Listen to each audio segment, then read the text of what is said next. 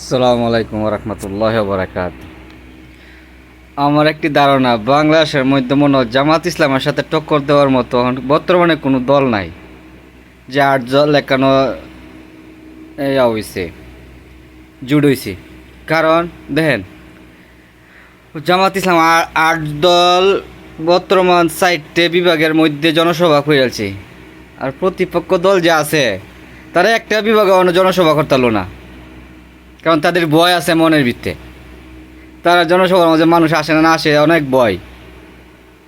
কারণ তারা কই থেকে ভয় পাইছে আপনি মিলাইবেন। সোহরাওয়ার্দী উদ্যানে বাংলা জামাত ইসলাম একটা মিটিং করছিল, সেই মিটিং দেখার পরে তাদের মাথা ঘুরে গেছে যে এত জামাত ইসলামের যে সমর্থক কোথায় থেকে আসছে বাংলাদেশের মধ্যে। এর পর থেকে যে একটা দল আছে, দলের মাথা নষ্ট হয়ে গেছে। এবং দেখেন, প্রতিপক্ষ আওয়ামী লীগ একটা মিটিং করলে বিএনপি একটা মিটিং করছে, এই বিভাগ এই বিভাগ ওইভাবে করছে। জামাত ইসলাম অলরেডি তারা 8 দলে 4টে বিভাগের মধ্যে করে ফেলছে মিটিং। তারা প্রতিপক্ষ যা আছে তারা একটা সাহস পায় না একটা বিভাগ একটা মিটিং করার জন্য। তার মধ্যে অনেক টেনশন। আগে বলছে 6-7টা আসন পাইব জামাত ইসলাম, আর ওখান এরা ভাবতেছে যে অর্ধেকের বেশি পাইব জামাত ইসলাম। সেম হয়ে আছে তাদের সমর্থ। ইনশাল্লাহ আশা করি জামাত ইসলাম বিজয়ী হবে ইনশাল্লাহ। আসসালামু আলাইকুম।